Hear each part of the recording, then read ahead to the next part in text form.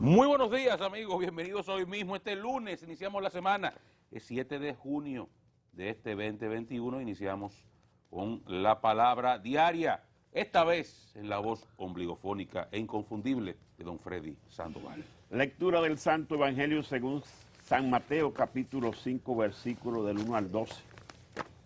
Viendo la muchedumbre, Jesús subió a la montaña, se sentó y sus discípulos se le acercaron y tomando la palabra le enseñaba diciendo: bienaventurados los pobres de espíritu, porque de ellos es el reino de los cielos. Bienaventurados los mansos, porque ellos poseerán en herencia la tierra. Bienaventurados los que lloran, porque ellos serán consolados. Bienaventurados los que tienen hambre y sed de justicia, porque ellos serán saciados. Bienaventurados los misericordiosos, porque ellos alcanzarán misericordia. Bienaventurados los limpios de corazón, porque ellos verán a Dios. Bienaventurados los que trabajan por la paz, porque ellos serán llamados hijos de Dios. Bienaventurados los perseguidos por causa de justicia, porque de ellos es el reino de los cielos. Bienaventurados seréis, o injurien, o persigan, y digan con mentira toda clase de mal contra vosotros por mi causa.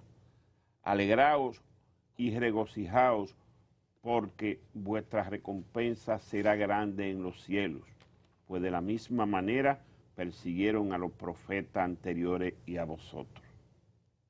Palabra del Señor. Gloria a ti, Señor Jesús. Amén. Bueno, señores, este lunes, ¿verdad? Vamos a iniciar la mañana dando un repaso a cuál es la situación del COVID en el país. El informe que presentaron las autoridades de salud pública y particularmente la Dirección Epidemiológica indica que en el país habían ayer 441 pacientes ingresados en unidades de cuidados intensivos, que es la parte donde uno tiene, ¿verdad?, que llevar las estadísticas lo más cercano posible. 308 necesitando apoyo respiratorio. Esto representa niveles de ocupación de un 74% y 63% respectivamente. Alto. Esto es a nivel nacional. Camas intermedias, camas COVID, habían 1.320 pacientes hospitalizados. Eso representa la mitad de la oferta de camas COVID a nivel nacional. Estos datos, sin embargo, cuando ya se circunscriben al Gran Santo Domingo, se modifican y se estresan considerablemente. En el caso de las unidades UCI, en el Gran Santo Domingo, el 84% de las unidades habilitadas estaban utilizadas ayer. Unidades UCI, 84%. Esto es sumamente alto. Y en el caso de las camas, el 77% estaban ocupadas en el Gran Santo Domingo. Muy alto. Ambos datos muy altos, y como ustedes saben, esto cuando se circunscribe a los grandes centros hospitalarios con mayor experiencia, mayor capacidad de manejo del COVID, estos números son más cercanos al 100. Hay lugares que tienen camas disponibles, pero no son los lugares donde la gente regularmente quiere ir. Donde la gente quiere ir a atenderse, tanto en el sector público como en el sector privado, están repletas las camas COVID. A todo esto, el fin de semana, como ustedes saben, el gobierno dispuso una restricción adicional, un incremento en las restricciones que se cumplieron en gran medida.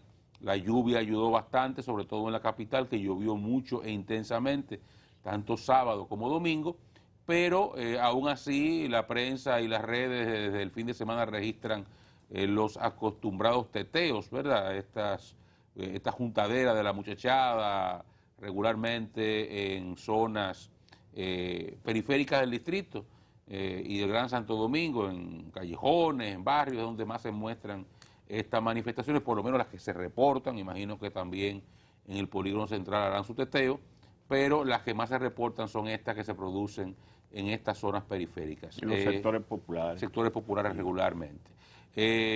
La lluvia ayer calmó. La lluvia ayudó bastante, sí. Y el sábado también. En ambos días la lluvia ayudaron. Los reportes que se han visto en sentido general hablan de un cumplimiento de las nuevas disposiciones. Y eso, digamos, comparado con lo que estábamos viendo antes de que se produjeran este endurecimiento de las medidas, es un paso de avance. Lo que sí quiero resaltar y ponderar muy positivamente fue lo que pasó con la vacunación durante el fin de semana. Un éxito. Quiero hacer un paréntesis para felicitar al gobierno, desde el presidente, su esposa, ambos involucrados de forma intensa y enérgica, energizante en estos procesos, dándole el carácter que tienen todas las instituciones públicas, tanto del gobierno central como de los demás poderes públicos, municipal, las gobernaciones, todos los congresistas que pudieron y se integraron a la labor. Quiero saludarlos a todos porque ciertamente fue un gran trabajo. La vicepresidenta como cabeza del Gabinete de Salud, al ministro de Salud, todo ese equipo que trabajó el fin de semana en esta jornada de vacunación se sintió. Un esfuerzo concentrado que se notó. Se notó, así mismo es, y se notó no solamente en la parte de la presencia, que es muy importantísimo, pero la presencia siempre será algo que usted verá o no verá y variará, y si hay un lugar en el cual usted lleva la cámara, verá algo y tal vez no lo ve en otro sitio. No, a nivel nacional. Llegamos a 5 millones de dosis aplicadas. ¿La mitad de la población? Es el tercer país en América Latina por cada 100 personas que que ocupamos ese lugar en vacunación en la región.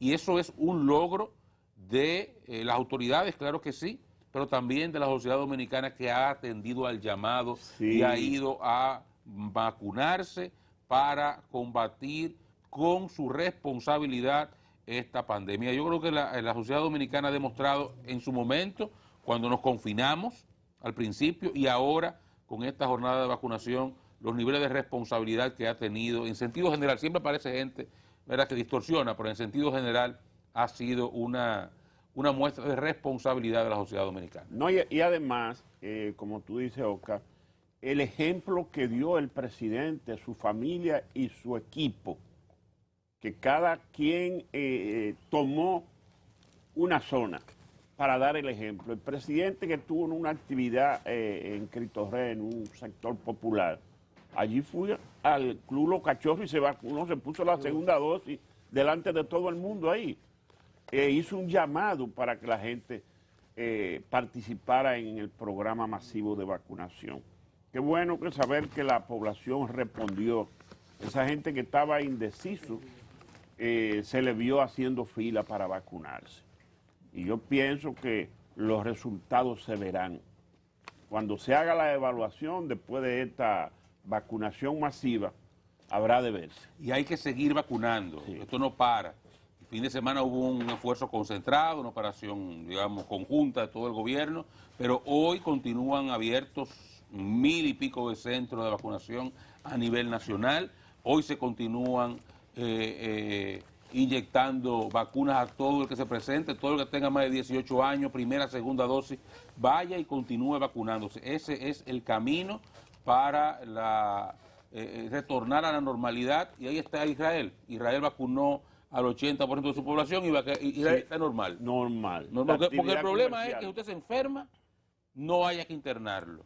Y que si haya que internarlo, hay cama y usted no se muere. Y el vacunado, y aquí tenemos un testigo que le puede dar el ejemplo, que es Freddy Sandoval, puede dar testimonio de vida de eso, una persona que tiene varios de los rangos de riesgo asociados al COVID, pasó el COVID más suave que el mío, porque yo no tenía vacuna. Entonces, ese es el plan. Y por eso hay distorsiones aquí que hay que aclarar eventualmente, y lo probamos un poquito más adelante en la mañana, de esto de la vacunación obligatoria y todos estos disparates, que el presidente dijo muy correctamente, no vamos a obligar a nadie, porque al final el vacunado puede transmitir el virus, lo puede transmitir sin ningún problema.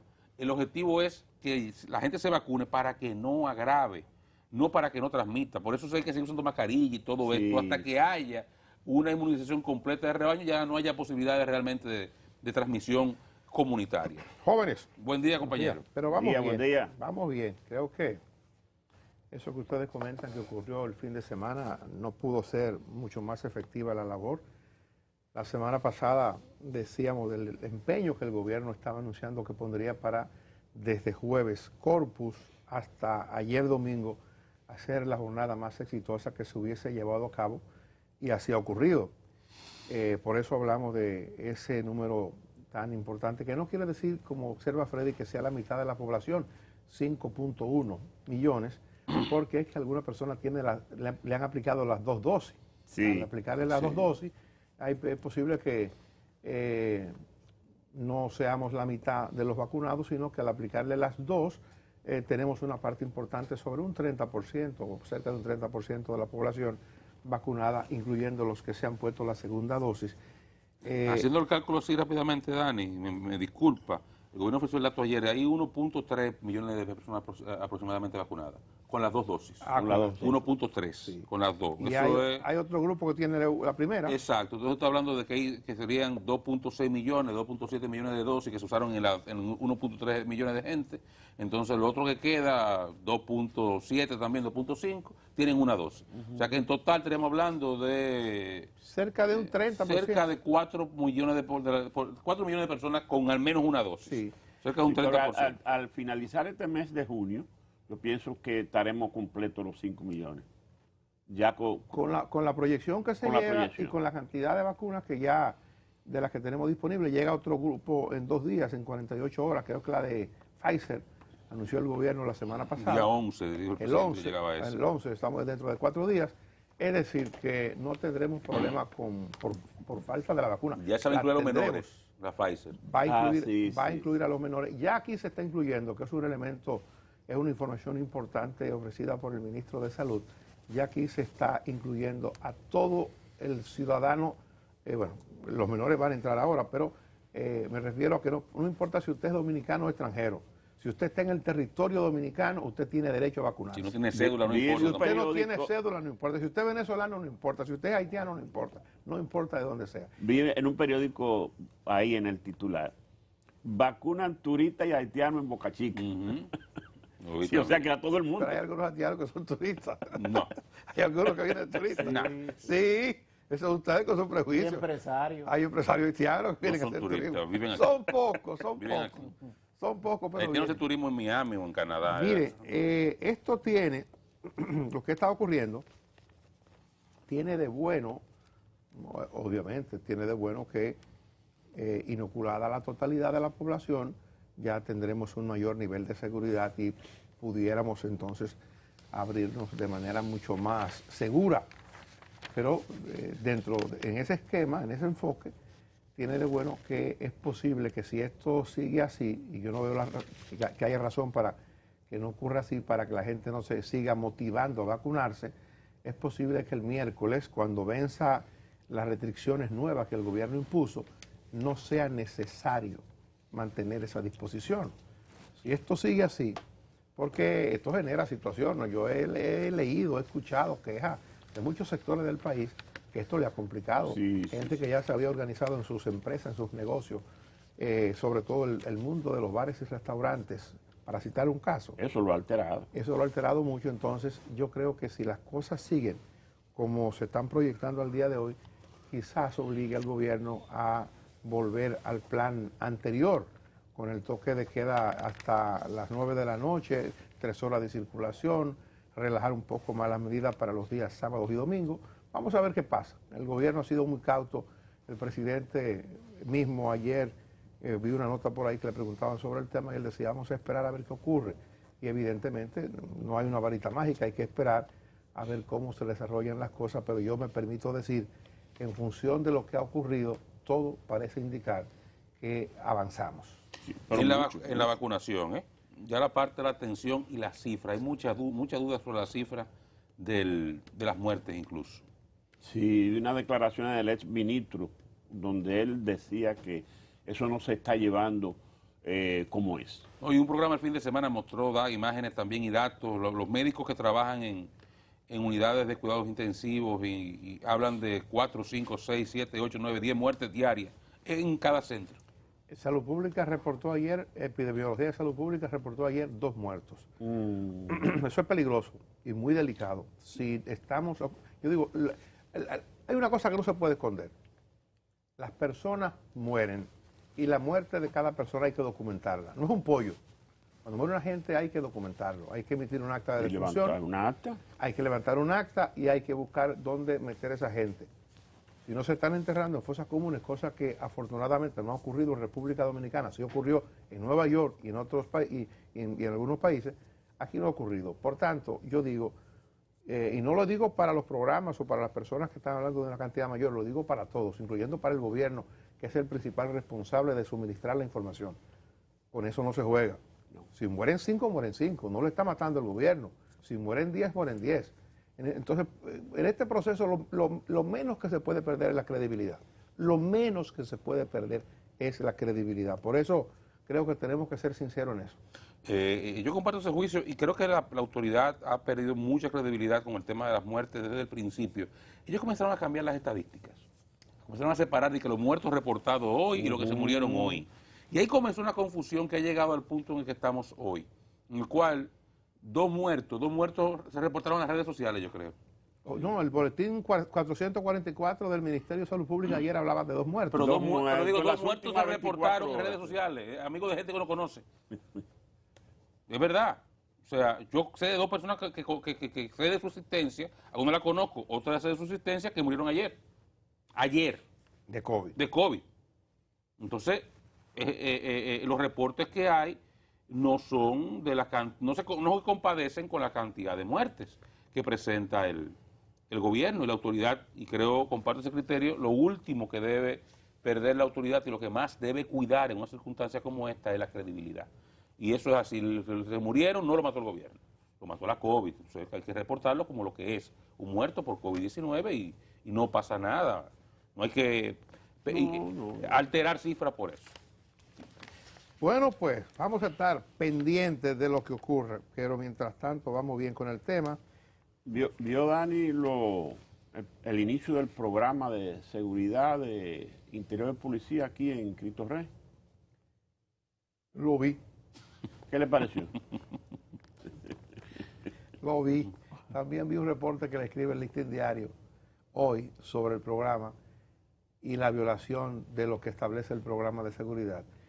Yo creo, miren, ese es un tema y nosotros hemos agotado mucho tiempo hablando aquí, como tiene que ser, porque es un tema de mucha preocupación, es un tema de mucho interés para la sociedad dominicana, los niveles de inseguridad de la gente o el nivel de seguridad que usted le pueda dar a un país como República Dominicana, que entre otras cosas su futuro y su fortaleza económica, su seguridad depende mucho del turismo, es clave. El tema de seguridad no es una cosa cualquiera, es clave para nosotros los que vivimos aquí, porque todos quisiéramos que cuando nos movemos sentir algún nivel de seguridad que pueda garantizar la integridad física de los empleados que van a trabajar temprano, que pueda garantizar la seguridad física de las damas que tienen que ir a un supermercado, de los estudiantes que van a las universidades, que van a las escuelas. Todos queremos eso.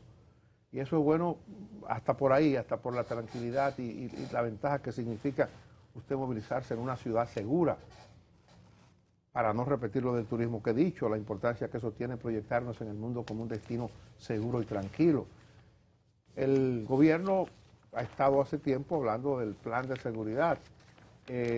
Yo de verdad que todos conocemos, porque participamos de un almuerzo en el Ministerio de Interior y conocemos a grandes rasgos los lineamientos de los planes y conocíamos de que había algunas cuestiones que se estaban discutiendo para decidir cuál era el plan que aplatanábamos, porque había propuestas distintas que ya aquí las referimos en varias oportunidades. Aquí estuvo un viceministro de Interior, Jesús Feli, hablando sobre el programa que se le iba a entregar próximamente al presidente de la República, porque el presidente hizo un encuentro con los coordinadores del plan, incluyendo al ministro de Interior, pero aparentemente no estaba todavía concluido.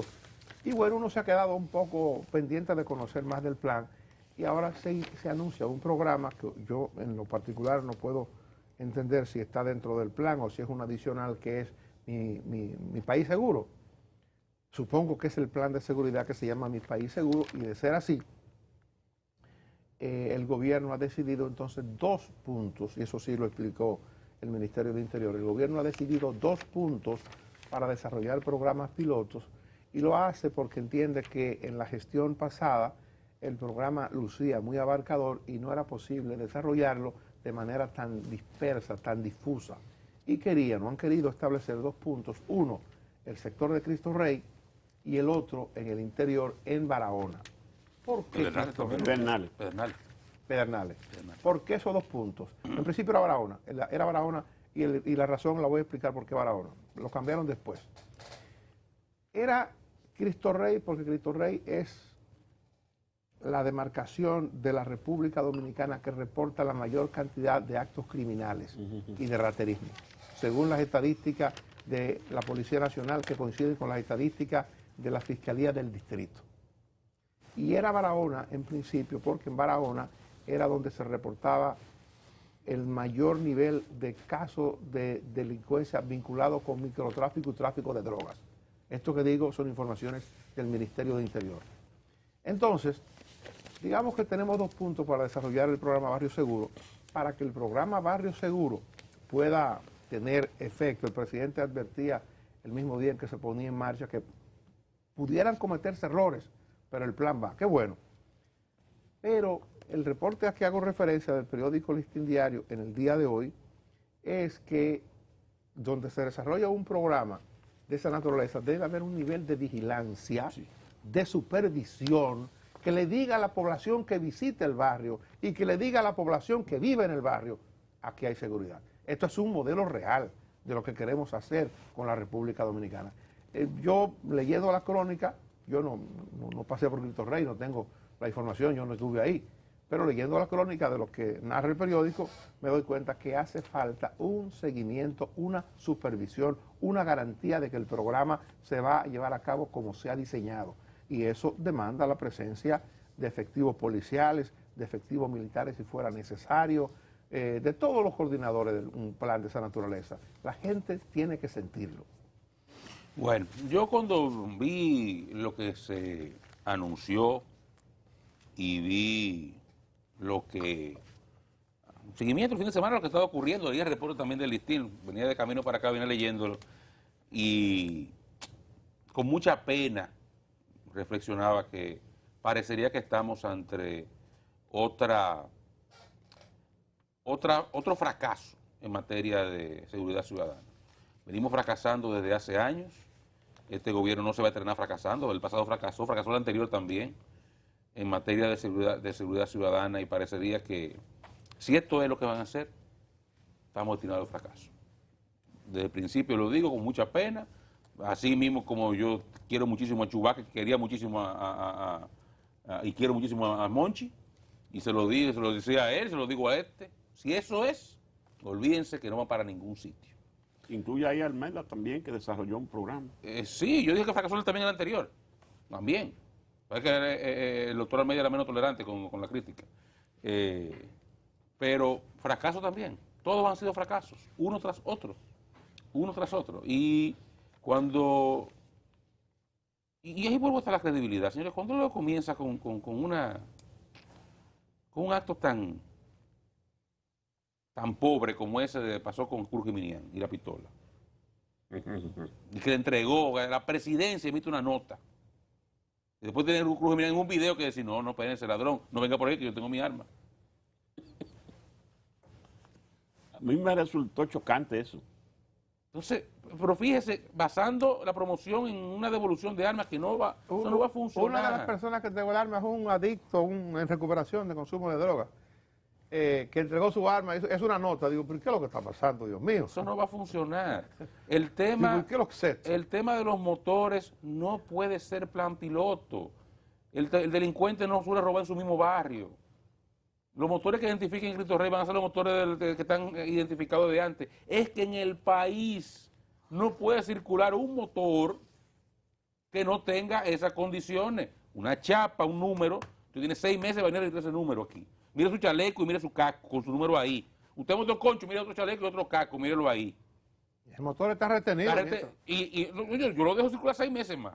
Ahora, en noviembre 23, para decir una fecha, el que no tenga todo eso, no me circula porque entonces es un delincuente y va preso. Pero eso no puede ser en Cristo Rey. Eso tiene que ser a nivel nacional. Eso tiene que ser a nivel nacional. Y el tema de las armas es lo mismo, es restringir el permiso a quien la tiene. Y de ahí en adelante, que usted está con un arma ilegal y usted lo paran en la calle, usted lo que le cae es la ley de armas, que es bien dura, y cae más el preso, el sometimiento a la justicia, porque la gente no va a entregar su arma de que por un bono de comida. Eso no va a prosperar. Eso no va a prosperar. Yo estuve... Entonces, las cosas, discúlpeme, y concluyo. Cuando yo veo lo que se está apostando como plan de seguridad, lo que digo es que no se compadece con las expectativas que uno tiene y con la dimensión del problema. Y de ahí entonces parte mi reflexión, lamentable, porque no quisiera que así fuera. Yo quiero que, muy por el contrario, que el gobierno tenga éxito en seguridad ciudadana, porque eso implicaría que todos estaremos más seguros y tranquilos, y nuestros hijos podrán salir, y nosotros los padres estar más tranquilos cuando salen. Y lo que todos queremos como ciudadanos dominicanos. Y cuando digo que seguro, que me preocupa, y que lo reflexiono esto, lo hago con preocupación, porque no quisiera que el gobierno fracase. Pero lo que nos están presentando parecería que vamos por ese camino. Y además, yo le hice la pregunta a Dani, que sirvió el inicio del programa, porque hace mucho tiempo nosotros estamos viendo que cuando se hacen las encuestas de carácter social y político, uno de los principales reclamos de la población es la inseguridad. Más que la corrupción. Más que la corrupción. Se habla ¿no? de la inseguridad. Entonces, si vamos a dimensionar el problema, no podemos iniciar con un plancito pilotico. Mire, yo de verdad, nosotros en su momento dijimos, y yo lo quiero decir todavía, que a mí me llamó la atención el entusiasmo del ministro de Interior y Policía, el amigo Chu Vázquez, cuando explicaba el plan, cómo vivía, cómo se entusiasmaba con lo que iba a ocurrir aquí a nivel de transformación. Y yo quiero todavía darle el espacio de la duda y pensar que Chu, que viene de un partido político que fue en los últimos años el único partido político que habló de un plan de seguridad, el PRM. Ustedes recuerdan eso. El candidato de entonces del 16, que es el actual presidente de la República, habló de la contratación de un servicio especial de un experto en materia de seguridad, porque entendía y entiende que las encuestas hablaban, como usted dice, Freddy, de que la seguridad era un tema fundamental para la tranquilidad de la gente en República Dominicana. Entonces, a partir de ahí, yo digo, el partido en el gobierno tenía un plan, o tiene un plan. El presidente de la República tiene una preocupación, el ministro de Interior tiene una preocupación también y ha estado involucrado trabajando horas, largas jornadas con diferentes equipos, un equipo colombiano, un equipo mexicano, un equipo americano, un equipo dominicano, para presentarle al país un plan de seguridad. Y yo repito, me ha llenado de mucha satisfacción escuchar a Chu Vázquez, al ministro, hablar con tanto entusiasmo del sello que él quiere dejar en el ministerio, de su aporte como funcionario público, como ciudadano. Y cuando lo escucho en eso, de verdad que me ilusiona la idea. Me ilusiona la idea. Y yo quisiera pensar que esto de Cristo Rey, bueno, es un intento, pero que eso se va a fortalecer. Es lo que uno quisiera, porque a fin de cuentas, si el plan de seguridad no funciona, nos fuñimos nosotros. Si el plan de seguridad funciona, nos salvamos nosotros, el país. Por eso yo creo que todos debemos aportar a que ocurra lo mejor. Lo del desarme, y oigan, hoy estamos a 7 de junio, lo del desarme, no apuesten a eso, desistan de eso.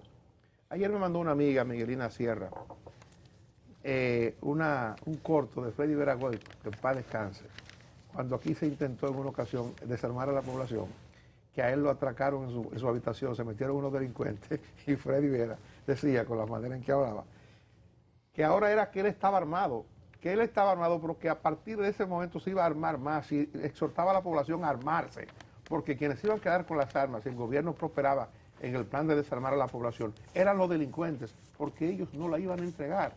Yo pienso igualito.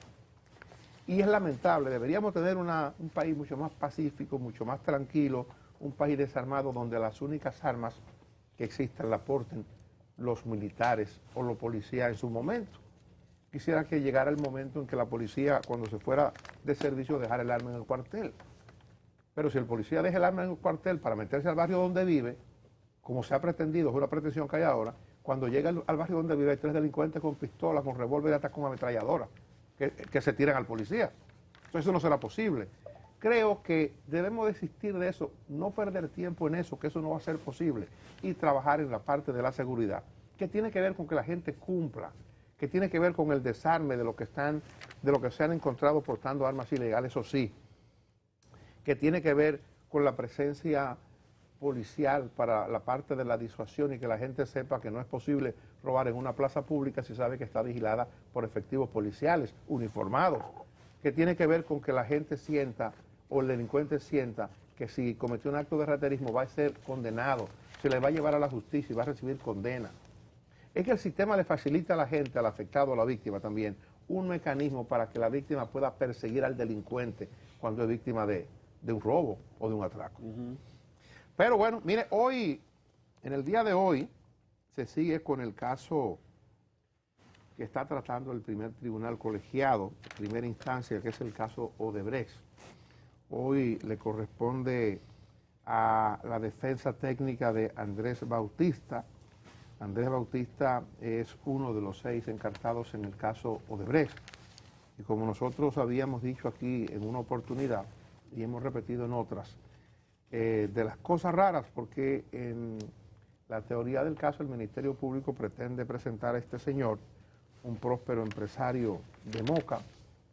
Creo que en una ocasión nosotros fuimos a una comida con Andrés a Moca y conocimos un poco más del Andrés Bautista que solo conocíamos como político, su familia, su estructura productiva, la familia líder en producción avícola, en el tema de la porcicultura también, de muchos años, de mucha tradición. Pero de repente para el Ministerio Público lo que este señor había producido en su vida era solo atribuido a un soborno que habría recibido de parte de Odebrecht para aprobar proyectos en el Congreso de la República que facilitaran préstamos para la construcción de obras de la constructora Norberto Odebrecht. Hoy va a presentar 262, dice la prensa, pruebas documentales, 6 pruebas testimoniales hay dentro de las figuras que se citan. Ahí está Omar Benítez, Reinaldo Párez Pérez, Cristina Lizardo, dentro de las figuras que van a ir como, o tendrán que ir como testigos citadas a descargo para que sean sometidos a cuestionamiento por parte de la defensa de Andrés Bautista en el otro esquema por parte de los representantes del Ministerio Público para tratar, Andrés en su caso, de presentarle al país que él es inocente de los cargos que se le imputan, algo que ha sostenido desde el principio. Estamos llegando ya al final del proceso. Esto en cuestión, me imagino que en cuestión de días ya habremos de conocer un veredicto. Por lo que uno ha estado viendo, uno termina con este caso preguntándose cómo es que va a haber condena. La delación premiada, que era el argumento fundamental para la acusación, que fueron aquellas declaraciones dadas en Brasil y que fueron traídas a República Dominicana con mucha tachadura, sin firma, sin sello, sin membrete, sin traducción, se excluyó del expediente. El tribunal la excluyó, a pesar de que el Ministerio Público insistía en que fueran incluidas o dejadas ahí. Entonces digo yo, uno termina preguntándose el día de hoy, ¿cómo es que a esta gente se le va a condenar? ¿Y qué importan pruebas? Ah, no. No, no importan pruebas.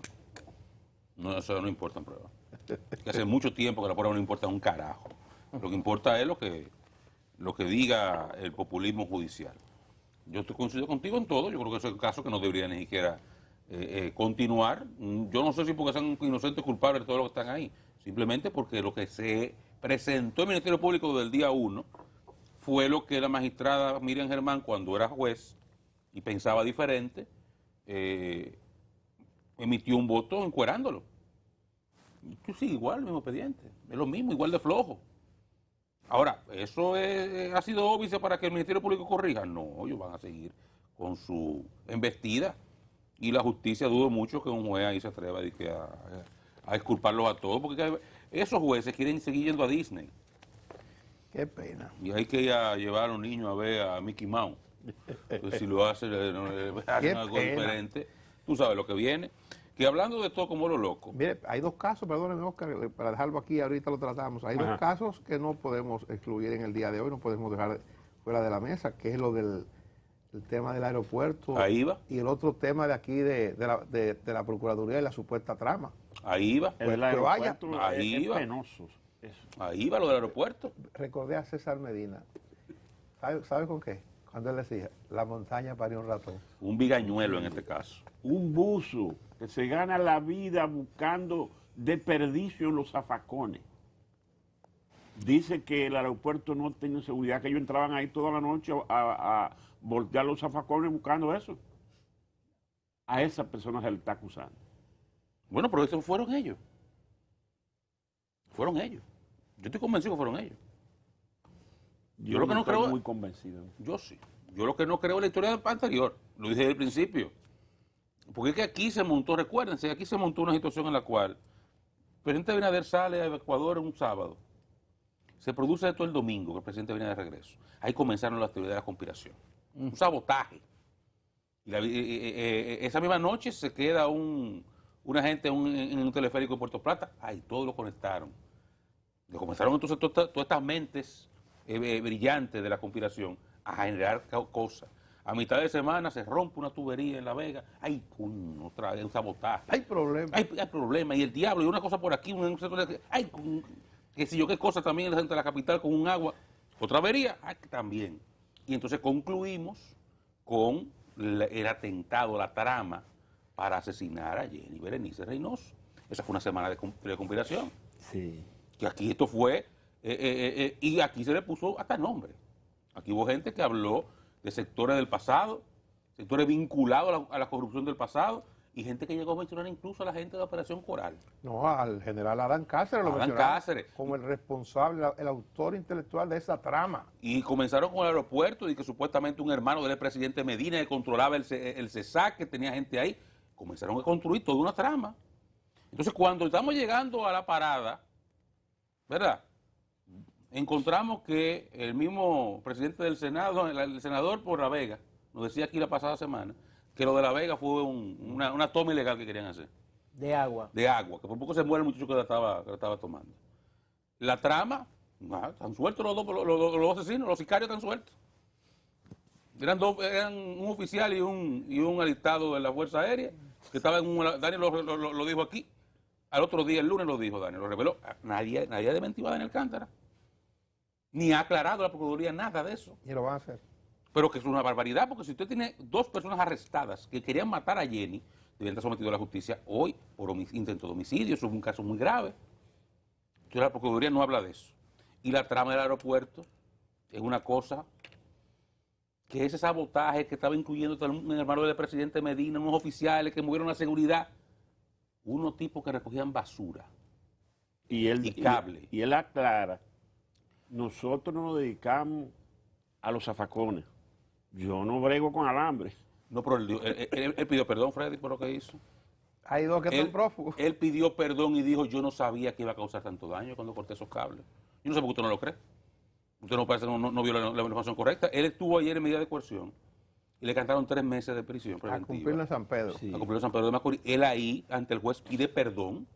Dice que él no sabía, que él no conocía la dimensión del daño que le estaba haciendo, que él se dedica a recoger cable, a vender cable y a robar cable también, pero que él no sabía que esos cables tenían esa implicación.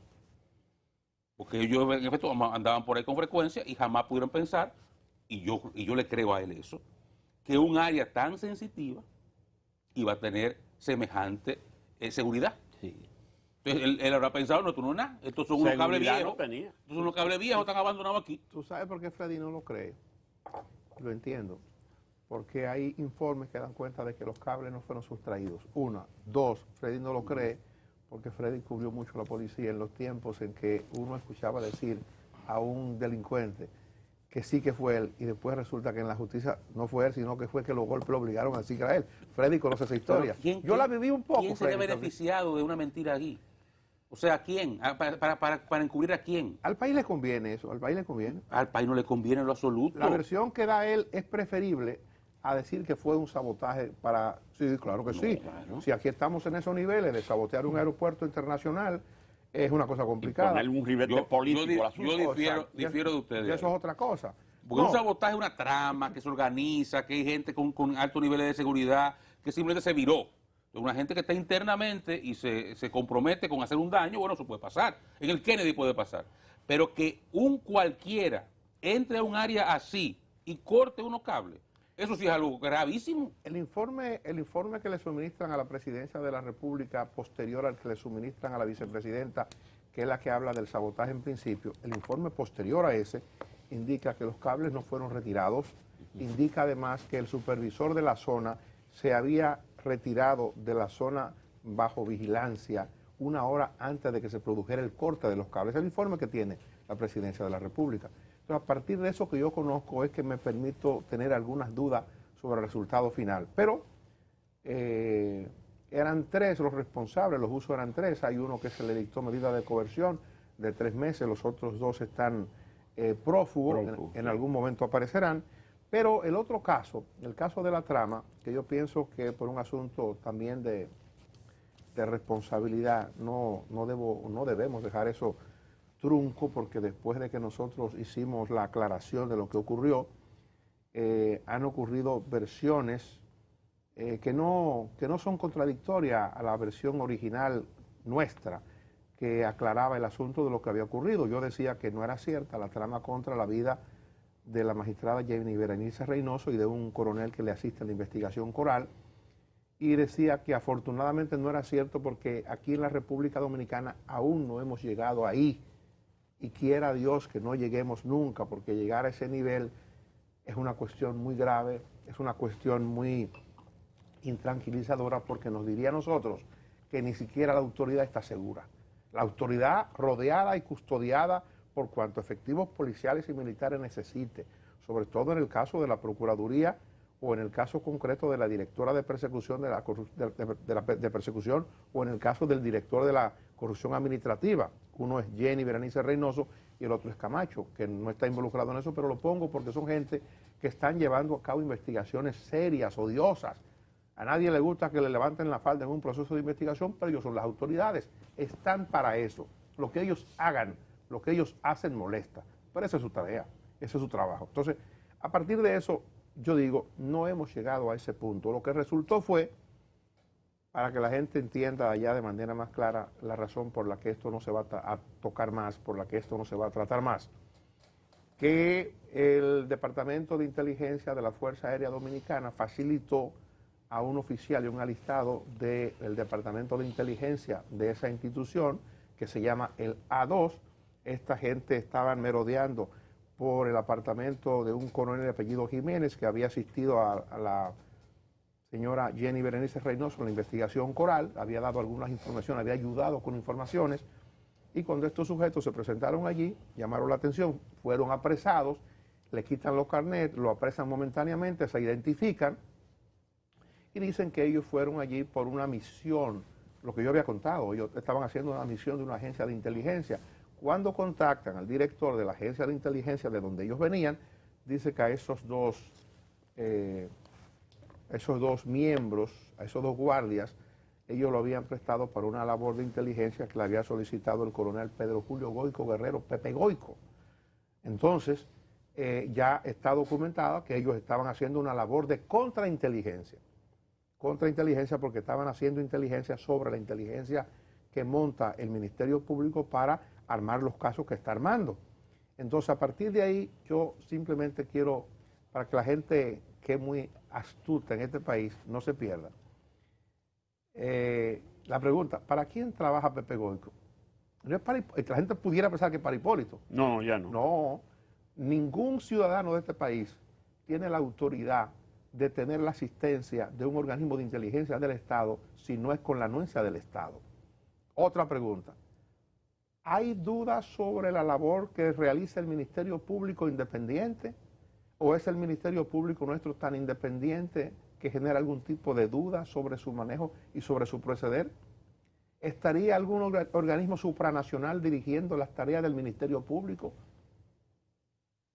¿Estaría algún organismo supranacional dirigiendo o administrando la tarea del Ministerio Público que genere algún tipo de sospecha al gobierno nacional?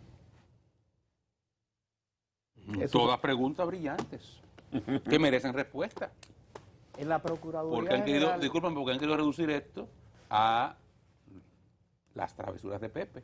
Entonces, ahora hemos llegado a un punto en el cual aquí hay ahora unas colecciones de medios de comunicación y periodismo independiente que lo que está dedicado es a hacer una colección de las travesuras de Pepe e incluir dentro de sus travesuras a una supuesta investigación a Jenny Berenice Reynoso. Y yo estoy muy de acuerdo contigo. Eso no es una travesura de Pepe. Pepe no es ni un loquito viejo. ni es un cabo suelto que anda por ahí haciendo disparate, ni es una gente tampoco que va a estar al servicio en contra de los intereses de su propio gobierno. Eso no es verdad, ¿eh? Eso no es verdad. Entonces, eso no debe quedarse ahí, eso debe aclararse mucho mejor. Pues mire, lamentablemente se quedó ahí. No, no debe, porque entonces ese Ministerio Público Independiente pierde mucha credibilidad. Pierde mucha credibilidad. Porque independientemente de que de la magistrada Germán intentó separarse de la supuesta trama, no fue contundente. Y aquí no conocemos el ciego durmiendo y el cojo sentado. Y todo el mundo conoce los vínculos cercanos que tienen los sectores de la prensa que dieron mayor volumen y difusión a esa supuesta trama con la actual Procuraduría General de la República y particularmente con la encargada de persecución, la magistrada Jenny Berenice Reynoso. Entonces, ahí esa información divulgada, y vuelvo y reitero, yo no cargo el dado en ningún momento a esos compañeros de los medios de comunicación, porque ellos recibieron información de fuentes para ellos confiables. Claro. Y ellos simplemente se hicieron así lo dieron a conocer. Que después no hayan tenido la humildad de recoger es otra cosa. Pero la información que ellos dieron, ellos fueron utilizados, yo creo. Utilizados. Y aquí todo el mundo sabe por qué y para quién. Aquí no hay tontos. Entonces, eso debe aclararse. La magistrada Germán, reitero, se intentó separar, pero no sacó el pie del todo. O sea, cuando se mete la pata y se saca tiempo, decía que era Cantinflas, ¿verdad? Es como si no se hubiera metido. Pero la magistrada Germán no quiso sacar la pata a tiempo completa. La dejó un chin ahí, dejó como el codito. Sin necesidad. Entonces, eso hay que aclararlo, porque tal cual plantea las preguntas de mi compañero, Dani, todas son interesantísimas. Interesantísimas, porque entonces ahí estamos hablando de cuestiones muy delicadas. Parece que le están prendiendo vela a otro santo. Geomar. Geomar, adelante. En la Procuraduría General de la República, No hace un tiempo en la Procuraduría, no sé si está ahí todavía, funcionaba o funciona una oficina con un acuerdo institucional con el gobierno de los Estados Unidos, con la Oficina Federal de Investigación de Estados Unidos, del FBI, para investigaciones sobre grandes casos de corrupción y crimen organizado, terrorismo, todas esas cosas. Hay unos fiscales, incluso, preparados dentro de la carrera del Ministerio Público, preparados, que han estudiado, orientados por profesores, investigadores de esos programas especiales de Estados Unidos, y siempre hemos tenido vínculos y acuerdos entre departamentos o agencias de investigación y de inteligencia de Estados Unidos. Por ejemplo, la Agencia Central de Inteligencia de Estados Unidos, la CIA, tiene una estación o un despacho en el Departamento Nacional de Investigaciones, DNI, desde hace mucho tiempo. Hubo un periodo un tiempo en que se retiró, no muy lejos de la actualidad, en que se retiraron los representantes de la CIA del DNI, por ejemplo, por diferencias. Se conoce que, por ejemplo, en la Dirección Nacional de Control de Drogas, DNCD, hay una estación de la Agencia Antidroga de los Estados Unidos, la Drug Enforcement Administration, DEA, y la Policía Nacional tiene también vínculos y asesoría de diferentes policías de diferentes estados de los Estados Unidos, principalmente de Nueva York. Esas cosas son realidades nuestras con las que vivimos.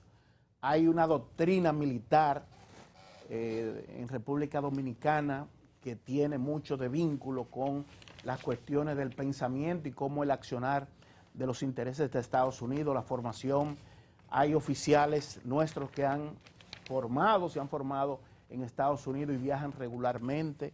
Existen oficinas que trabajan esas partes, pero eso que Dani refería de intereses extranjeros pudieran estarse dando posiblemente que desde ámbitos que tienen intereses geopolíticos y celo en el lugar acá en República Dominicana, quieran tener información constantemente. Es importante que le fluya información veraz.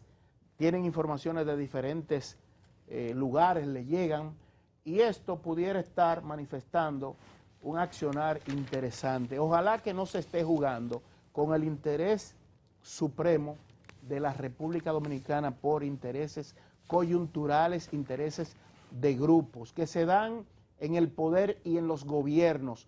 Hay gente del actual gobierno que entre ellos no se hablan, que son funcionarios que tienen diferencias, y eso pasa, los intereses creados del poder. La pena es que, mientras tanto, en medio están los intereses de la República Dominicana.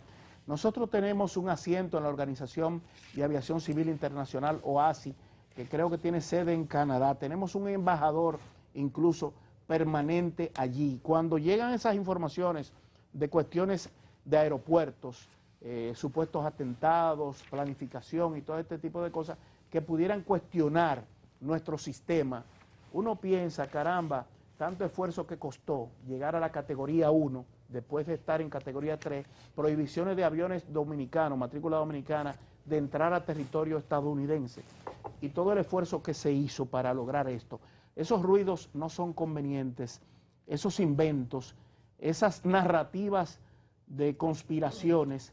Yo recuerdo que hubo un italiano, creo que borracho, derribó una puerta, un francés borracho derribó una puerta del Aeropuerto Internacional de las Américas, por donde se accede, creo que al salón de protocolo. Se metió por donde entra el presidente. Sí, derribó la puerta y llegó hasta la pista, y cuando se desmontó, dando tumbos, y ese francés, bueno, lo sometieron a la justicia.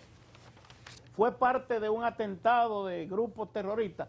No, cosas que ocurren, que tengamos no los rigores de prever ese tipo de cosas, como quizás en Estados Unidos, y hasta en Estados Unidos pasan cosas, señores. Lo que menos usted sí pueda imaginar puede ocurrir.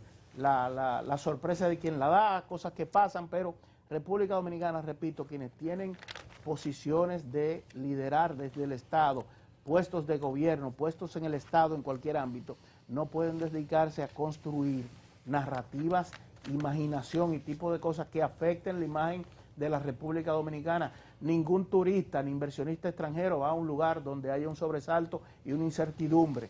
No es bueno inventar. Mira, y sobre eso, quiero hacer hincapié también en esa parte que Omar cita, de lo que es la categoría 1 y la importancia que tiene para la República Dominicana, y repetir a lo que decía la pasada semana, México perdió la categoría 1 y México es una crisis enorme que hay ahora mismo con esa materia, por lo que el impacto que eso tiene para un país como México, que con su principal socio comercial tiene vías terrestres. Imagínense para la República Dominicana, que aquí solamente se llega por aire. Ese tipo de cosas se acumulan ahí. Por eso yo creo que es menos dañoso el sabotaje.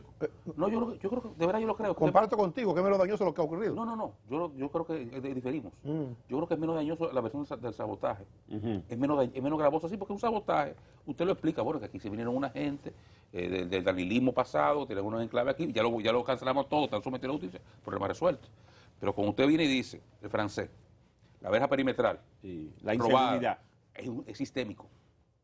Es sistémico. ¿Cuándo es la seguridad? Ya salimos de eso. Bueno, también el enfoque de solución es mejor. Sí, pero le ponemos seguridad. Sí, pero ya la cantidad de incidentes se van acumulando. Y yo aquí quiero reflexionar a la autoridad que le dé rigor a esto. Que se olvide de la teoría de conspiración y le dé rigor a la seguridad. Hay una debilidad ahí.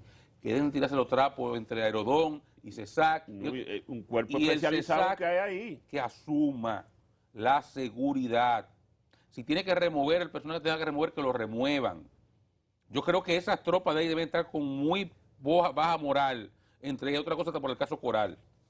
Y muchas cosas que han venido saliendo en estos días del CESAC, y esa gente debe estar hasta desmoralizada.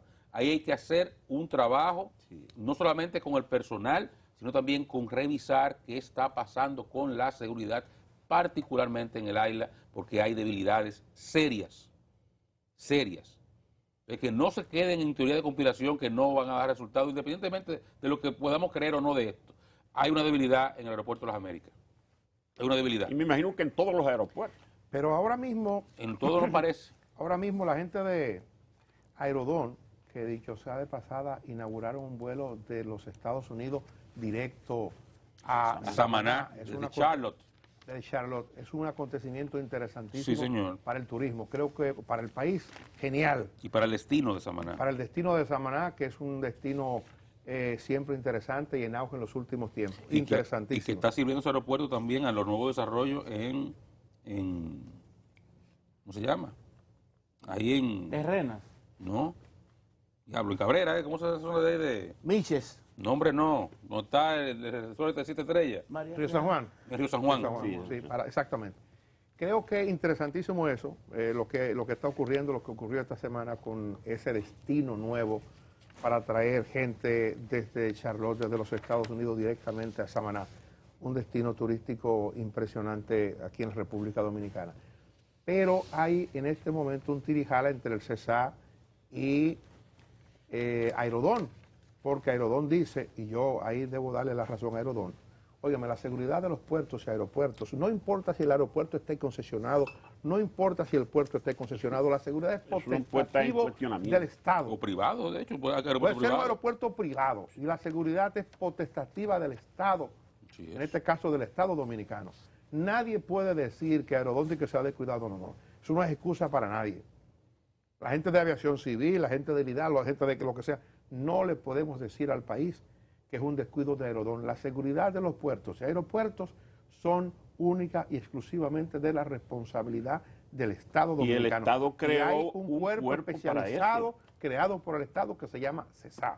A partir de ahí, lo que pasó en las Américas, hay que evitar que no se produzca en ningún puerto o en ningún otro aeropuerto del país. Si eso ocurre, entonces hay que pensar que es una conspiración del CESA contra el propio Estado dominicano. Y yo decía, Dani, que quizá en todos los aeropuertos del país, porque las Américas es el mayor punto de atención de ese cuerpo. Ahí es que funciona el centro fundamental de operación. Ahí es que funciona el general, el comandante de ese organismo. Con más razón. Entonces se supone que el que está en Puerto Plata, el que está en Santiago, el que está en Romana, son satélites del CESA. Correcto. Entonces vamos a poner la atención a esto aquí, para que no se repita allá. Bueno, vamos a publicidad, regresamos en breve.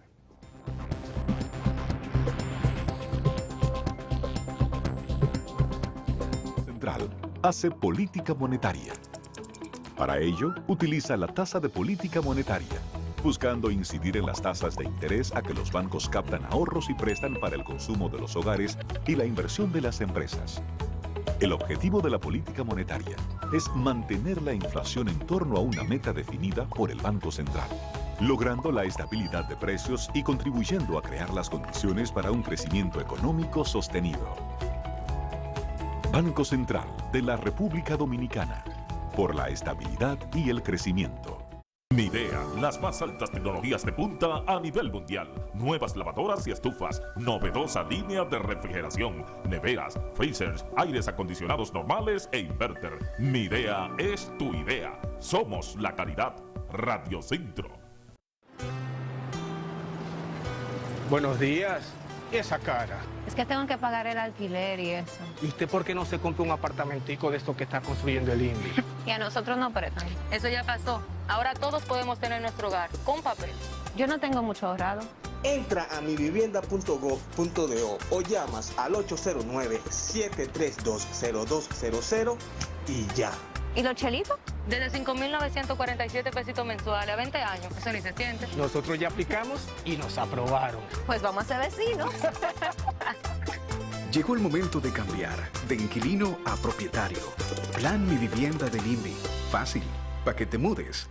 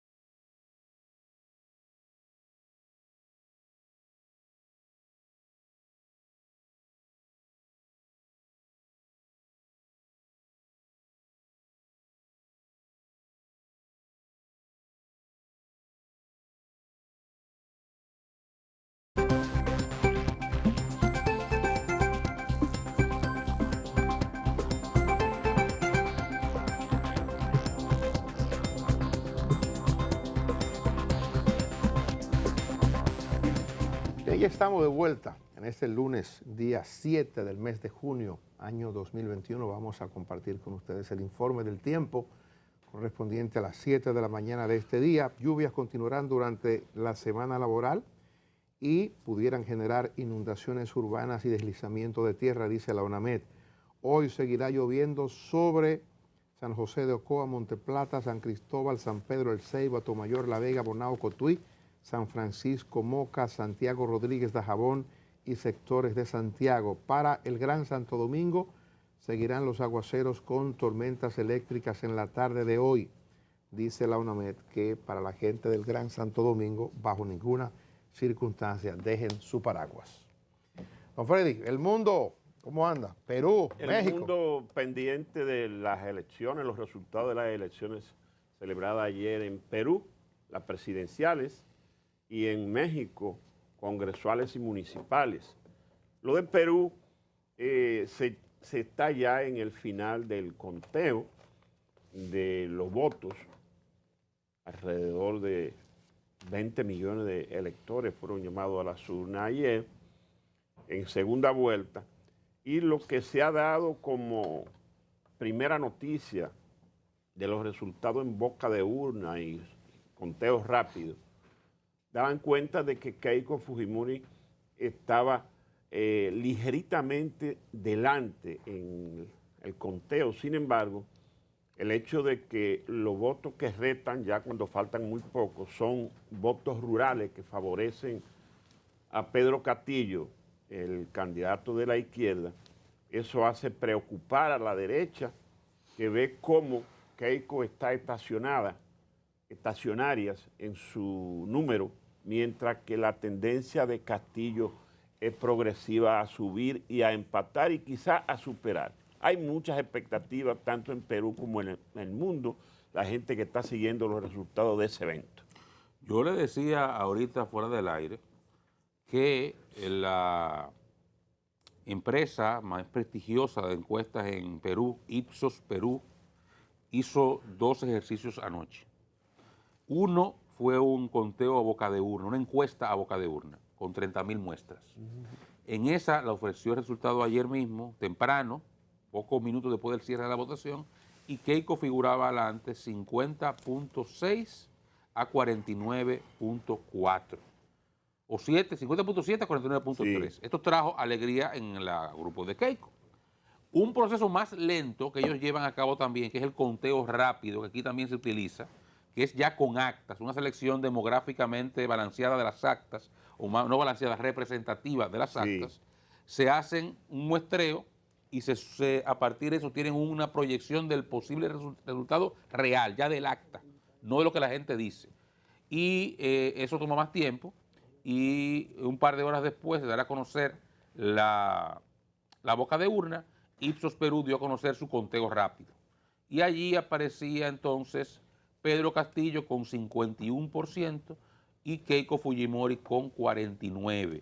Lo que se celebró entonces en el grupo de Castillo. Al día de hoy, ahora mismo están contando, hace 45 minutos más o menos, en la OMPE peruana, que es como la Junta de Perú, emitió un boletín, o dio un conteo, ¿verdad? Pues están contando en vivo.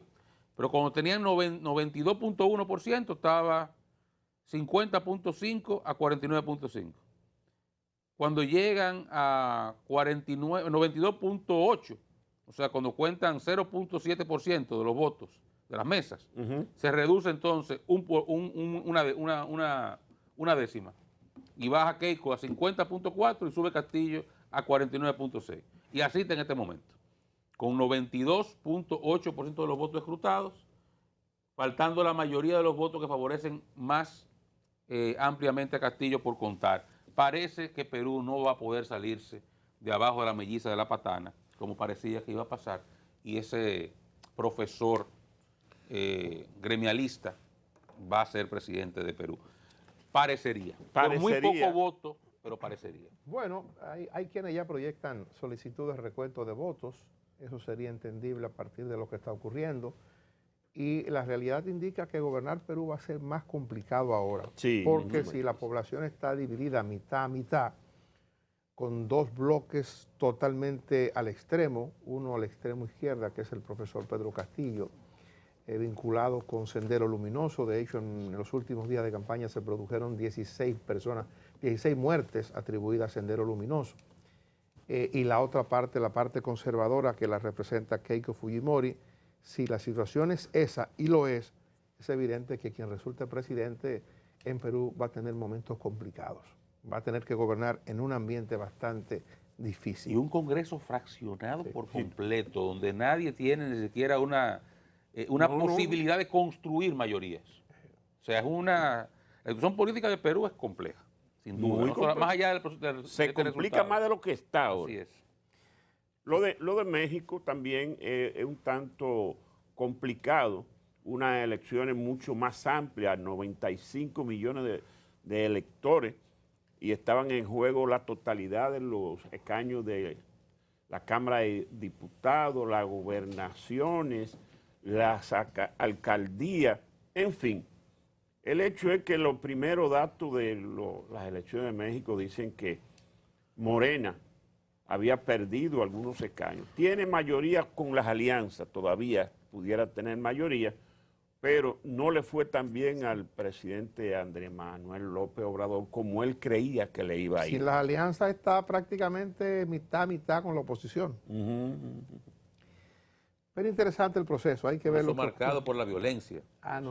Sí, muertos ahí, casi 100 muertos. Candidatos. Casi 100 muertos, muchos se retiraron por temor antes del día de la contienda, que era ayer. Es una situación muy, muy delicada. Sí, la mitad del periodo constitucional, o sea que le queda un tramo difícil de gobernanza al presidente López Obrador. Ustedes volaron desde Perú, en Sudamérica, hasta Norteamérica, México, ¿verdad? Pero pasaron por encima de Nicaragua y el canciller nuestro le ha hecho una crítica, un cuestionamiento al presidente y al gobierno de Nicaragua. Roberto Álvarez colocó ayer 2 Twitter que me permito leer, cuestionando el apresamiento de 2 candidatos presidenciales de oposición, Cristina Chamorro y Arturo... Cristina Chamorro, sí, perdón, y Arturo Cruz en Nicaragua. Dice el primer Twitter que él colgó: las detenciones de los precandidatos presidenciales Cristina Chamorro y Arturo Cruz en Nicaragua son un acoso de la oposición ante las elecciones presidenciales de noviembre.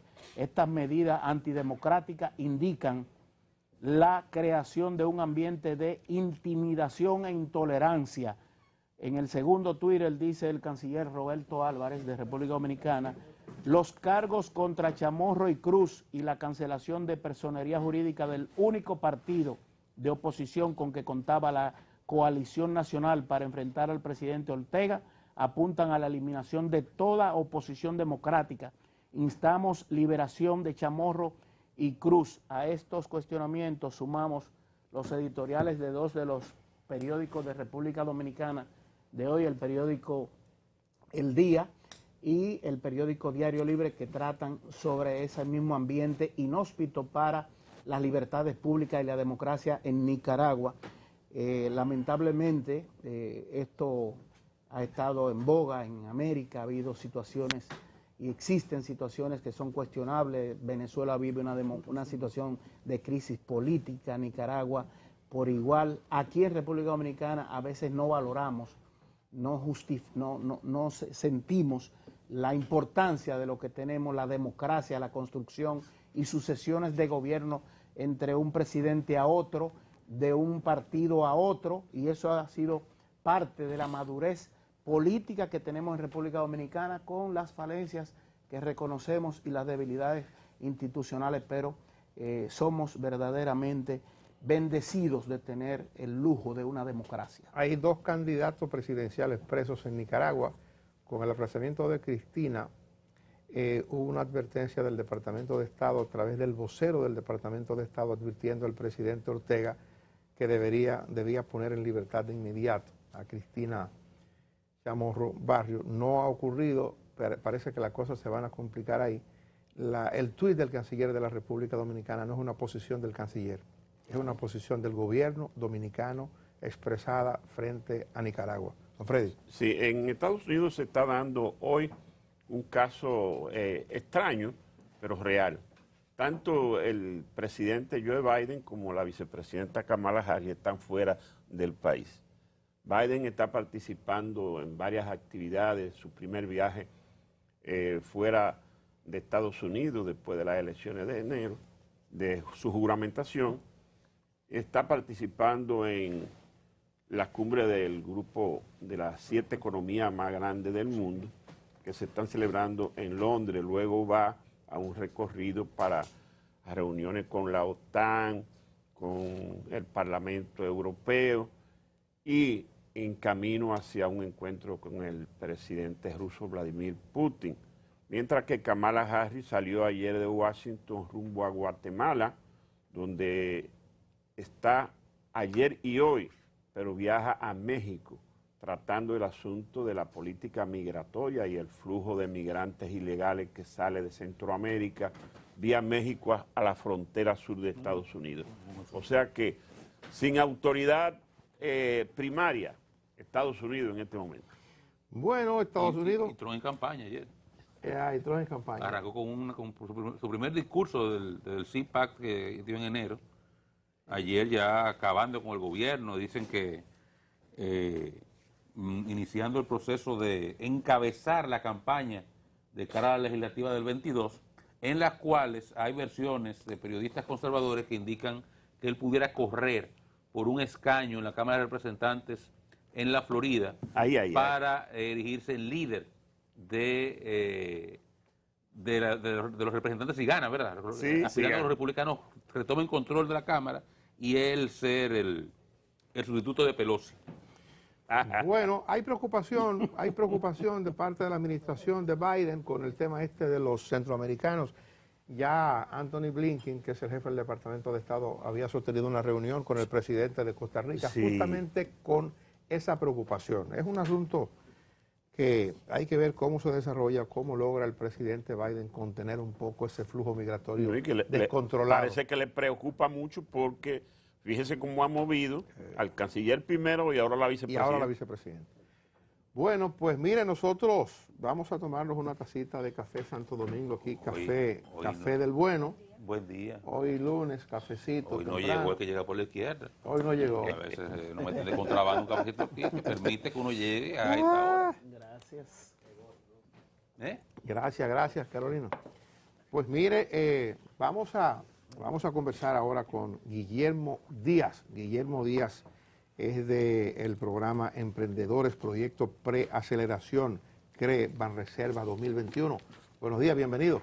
Buen día, un placer estar aquí. Cuéntenos sobre el proyecto, ¿qué es lo que procura? Bueno, el programa de preaceleración es una iniciativa que pertenece a lo que es CRE Banreservas, que es un programa de apoyo a emprendimiento. Lo apoya a través de inversión de capital, capacitaciones y mentorías durante un proceso de 5 meses. Ese programa va dirigido a todo dominicano que tengan algún emprendimiento innovador que necesite de ese acompañamiento. Tendrá oportunidad durante esos 5 meses de recibir toda la capacitación y mentoría del lugar para poder acelerar el proceso de crecimiento de su proyecto. Muchas veces los emprendimientos no tienen esa oportunidad, ya que el sistema financiero tradicional no le puede brindar esa oportunidad porque o necesitan un récord financiero, tener actividades formalizadas, por así decirlo, dentro del mercado, y nosotros vamos a esos tipos de proyectos que están naciendo, pero que ya están haciendo su prueba dentro del mercado para poder hacer las inversiones del lugar. Con las normas prudenciales para los bancos, ¿cómo el Banco de Reserva logra dar esa oportunidad para ese primer financiamiento? Sí, para eso el banco crea un fideicomiso. Ese fideicomiso es quien hace la inversión, porque de la manera el banco, por regulaciones, no puede tomar dinero del depositante para invertirlo en proyectos que tienen un alto riesgo. Entonces, en ese sentido, lo hace a través del fideicomiso. ¿Cómo la gente, el interesado, digamos que alguien que está viendo el programa quiere tener acceso, cómo lo hacen? Bueno, puede ir directamente a la plataforma de banreservas.com/CRE o directamente a crebanreserva.com. Y ahí va a haber una imagen que pueden inscribirse directamente. ¿Algún perfil especial de los proyectos? No vamos dirigidos a un sector en específico, pero vamos directamente a todo proyecto innovador. No importa el sector, simplemente todo aquel proyecto que cumpla con esa característica de diferenciarse de lo normal. Entonces ahí vamos, ese es el tipo de proyecto. ¿Algún rango para el tipo de inversión? ¿O un límite, un monto superior? Hasta 3.6 millones de pesos que se invierte. ¿Y cómo operaría entonces el repago de ese? ¿El banco se convierte en un socio que incurre en el riesgo y comparte beneficios? O digamos el fideicomiso. ¿O hay una especie de eventual desentendimiento o separación de la inversión? El banco funge como socio. Lo que se espera es que dentro de 6 a 7 años el proyecto tenga la madurez y ya esa capacidad de poder devolver la inversión, o en este caso que venga otro inversionista y adquiera nuestra participación, porque el banco no le interesa durar durante la vida eterna del proyecto, sino más bien que venga otro, nos saque, o el propio emprendedor pueda recomprar sus acciones. ¿Ese fideicomiso cómo operaría entonces? O sea, la persona tiene ese socio que el banco lo va a designar, una persona que le acompañe además, que esté ahí velando por el éxito del negocio, digamos, financieramente, supervisar el estado de resultados, todo ese tipo de cosas. Para eso estamos nosotros, la unidad técnica, que es la unidad que le va a dar el acompañamiento durante todos esos años al proyecto o a la empresa, y nosotros somos los que le vamos dando seguimiento durante todo ese proceso. ¿Qué tiempo tiene el proyecto ya? El programa CRE está desde el 2015. Pero ¿Hay resultados? Sí, ya hemos realizado 13 inversiones en diferentes proyectos y hasta el momento vamos trabajando con esos proyectos. ¿El retorno de la inversión? Todavía no hemos tenido una estrategia de salida de ninguno de los proyectos porque visualizamos que sea entre 6 y 7 años, más o menos. Todavía no hemos ejecutado una estrategia de salida, pero esperamos que pronto ya se pueda ejecutar alguna. Bien, Guillermo, muchas gracias. Gracias por acompañarnos. Vamos a publicidad nosotros. En breve estaremos conversando con Mario Lama, es el director del Servicio Nacional de Salud, para que nos actualice sobre la capacidad de camas que tenemos disponibles frente al caso COVID, sobre otras informaciones importantes en este momento. Regresamos en breve. Vamos todos a buscar el mejor de los motivos que nos muevan, nos impulsa a lograr los objetivos. Hagámoslo por los hijos, los abuelos, los amigos, por todo lo que en esta tierra junto compartimos. El lado positivo, yo quiero ver contigo el lado positivo. A todo da sentido si todos de la mano hacemos el camino. Juntos encontramos el lado positivo. Desde el lado positivo, los retos se ven como oportunidades que juntos podemos superar. Popular, a tu lado siempre. Buen día, estamos vendiendo. Claro, y soñando con uno de esos...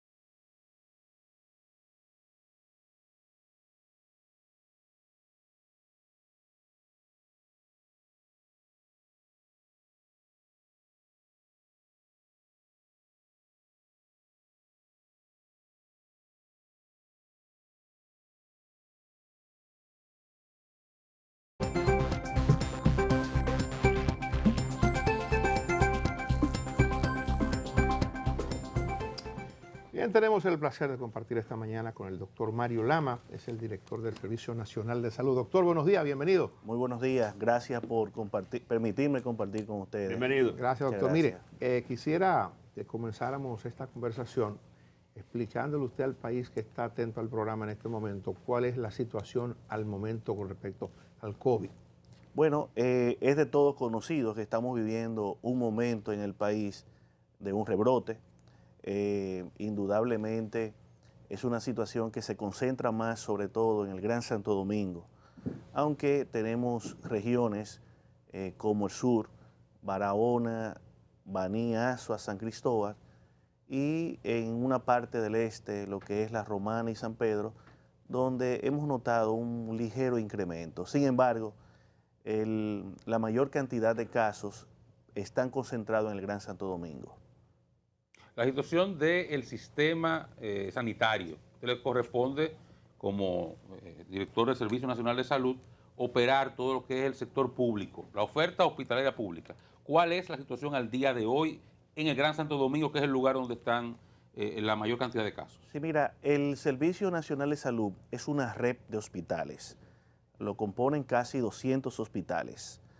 Y dentro de esa red tenemos hospitales que están destinados parcialmente o completamente al manejo de pacientes COVID. Por ejemplo, en el Gran Santo Domingo tenemos importantes hospitales como el Moscoso Puello, como el Marcelino Vélez, como el Félix María Goico, el Secanop, el Luis Eduardo Ibar, el Rodolfo de la Cruz Lora. Todos son hospitales que están destinados parcial o total a COVID. Te puedo decir que en estos hospitales, en unos tenemos importante ocupación, como lo es el Marcelino y el Moscoso Puello. Durante las últimas 3 semanas permanecen prácticamente a plena capacidad. Al 100% de ocupación. Sí. Sin embargo, Ciudad Sanitaria es una gran obra con una cantidad de habitaciones importantes. Recientemente el presidente de la República, Luis Abinader, puso en funcionamiento este importante centro con unas 150 camas. Iniciamos con 36 camas UCI, todos con ventiladores, luego se extendió a 30 camas adicionales para tener 66 y actualmente tenemos 150. De esas 150, al día de ayer teníamos 90 convertidas en unidades de cuidado intensivo. Hoy adicionamos 20 camas más de esas 150 para llevarla a 110 de cuidados intensivos y dejar 40 como cuidados intermedios o como reservorio por si necesitamos ir agregando nuevas camas Doctor, UCI. perdone, y si hacemos eso que usted está diciendo, si lo hacemos para el Gran Santo Domingo con la combinación de las ofertas públicas, tanto la del Servicio Nacional de Salud como la del sector privado, ¿cómo andamos? Bueno, yo no manejo el sector privado, nuestra responsabilidad radica en la operatividad de toda la república. Sin embargo, sé por dónde andas.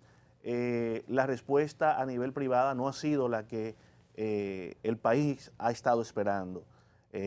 No hemos sentido, por lo menos es una opinión personal que estoy expresando, no compromete la responsabilidad del Gabinete de Salud, no hemos sentido ese gran sentido de colaboración con camas COVID en el sector privado. Te lo digo porque muchos de los pacientes que llegan a la red pública llegan porque no encuentran disponibilidad en el sector privado. Y si es cierto que hay importantes clínicas que están atendiendo COVID, posiblemente no tengan una adecuada cantidad de camas destinadas para estos fines. El caso de la clínica Cruz Jiménez. Es que yo no puedo entrar a la operatividad privada porque no manejo la información. Yo, como director ejecutivo... Pero conoce que hay un servicio ahí. Sí, hay servicios en la clínica Abreu, hay servicios en Sedimap, hay servicio en Plaza de la Salud, hay servicio en la clínica Cruz Jiménez y en otras clínicas. En la UCE. En la UCE prácticamente. ¿Quién fiscaliza, inspecciona y certifica las operaciones de las clínicas y que pudiera dar esa respuesta? Toda la operatividad y la regularización del sector salud recae sobre la rectoría del Ministerio de Salud Pública. Nosotros como servicio solamente tenemos la operatividad de los hospitales, pero toda la rectoría está manejada por el Ministerio de Salud. Doctor, cuando usted refería a la habilitación de las camas en la ciudad sanitaria, noté, y quería llegar ahí con usted, que ustedes destinaron tantas camas, o sea, el mayor porcentaje fue de UCI. ¿Por qué? ¿Qué decidieron ahí para...? Bueno, lo que pasa es que nosotros tenemos suficientes camas en cuidados intermedios. Okay. La presión no está para las camas de los pacientes no complicados. La presión está para el manejo del paciente complicado. Y las UCI son limitadas en el país. Usted ve que una clínica que tiene 30 camas, tiene quizás 3 camas UCI. Eso pasa igual en el sector público. De esas que habilitaron, doctor, ¿cuántas están ocupadas ya? De 90 que abrimos ayer, que teníamos ayer, hoy en la mañana tenemos 75 pacientes en unidad de cuidados UCI. Hoy tenemos, a las 6 de la mañana, teníamos disponible 15 camas UCI en Ciudad Sanitaria. Hoy agregamos 20 más y tenemos la capacidad de seguir expandiendo. La respuesta hospitalaria, por el momento, y esperamos que así continúe, está garantizada dentro de la red de servicio, porque muchas veces dice, bueno, pero es que Marcelino está lleno, es que Moscoso Puello está lleno. Son 2 hospitales de una red de servicio. El servicio no es 2 hospitales ni es 3 hospitales, es un conglomerado de hospitales que está disponible para dar servicio, y hay una red de comunicación y de traslado que podemos canalizar un paciente a uno u otro sitio. Doctor, el sentido general del gobierno, usted parte del Gabinete de Salud, no lo maneja todo, pero como parte del Gabinete de Salud hay cuestionamientos a las cifras de muertes. Ustedes manejan la mayor cantidad de camas del sistema. ¿Qué es lo que está pasando con las cifras de muertes y uno lo dice porque me pasa a mí, la cantidad de gente que muere, que uno incluso escucha, no se compadece ni remotamente con la cantidad que está reportando? Lo que pasa es que certificar una muerte para entrar al sistema de registro no es tan sencillo como que ocurra hoy y entre en la tarde. Eso lo podemos ver. Por ejemplo, en un día podemos tener 8 fallecimientos y sale reportado 4.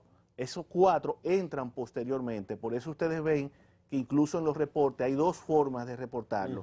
La de las 24 horas y las posteriores. Porque cada fallecimiento tiene que estar levantado un proceso, un acta de defunción, y tiene que ser registrado en las instituciones que manejan esto. Esto no significa que no se vayan a contabilizar. Nosotros podemos estar registrando hoy un fallecimiento de hace 3 días o hace 2 días. Pero todos ustedes pueden asegurar que esta gestión, la gestión del presidente Luis Abinader, es completamente transparente y nosotros no estamos manejando ninguna forma de adecuación de datos. Nosotros estamos manejando los datos que son. Si decimos 8 camas, son 8 camas. Si decimos un 20% de positividad, es un 20% de positividad. Si decimos un 1.3 de fallecimiento, la letalidad, usted lo puede asegurar. Ahora, de que hay fallecimientos acumulados que deben ir entrando, sí es cierto. Eso es un proceso. Doctor. O sea, nosotros decimos, ayer fallecieron 8 y hoy salen 4. Ahora, en lo de mañana o en lo de pasado, van entrando esos fallecidos al sistema. Pero la gente lo ve como anormal eso, no lo ve como regular. Bueno, es que es un proceso. Esto no es tanto como que usted diga que falleció, debe entrar la documentación, debe entrar al sistema. Es igual que los casos de positividad. Hay un corte a 1 hora del día. Después de esa hora, entran al otro día. ¿Han aumentado las muertes en el sector público de la red? Mira, la letalidad... No como porcentaje tal vez está igual. Está muy parecido. Ahora, estamos viendo que este brote es más agresivo, que está llevando al paciente a una unidad de cuidado intensivo en un periodo de tiempo más corto que lo habitual.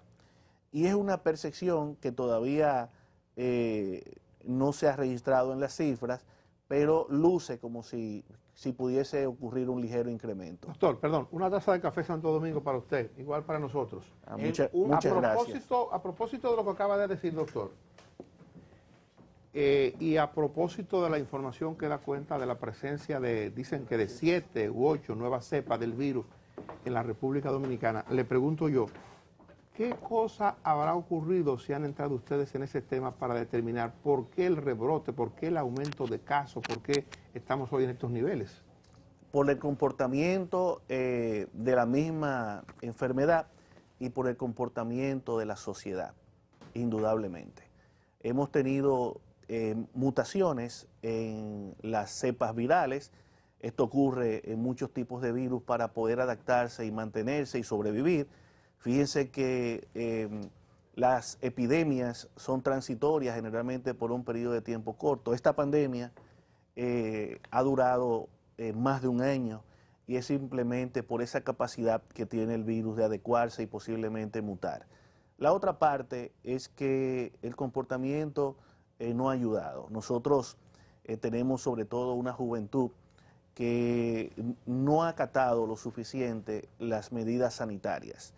El Estado puede poner todas las medidas restrictivas, podemos llevar las vacunas, pero el comportamiento humano es vital para poder tener control mientras se sigue avanzando en el proceso de la inoculación de las vacunas.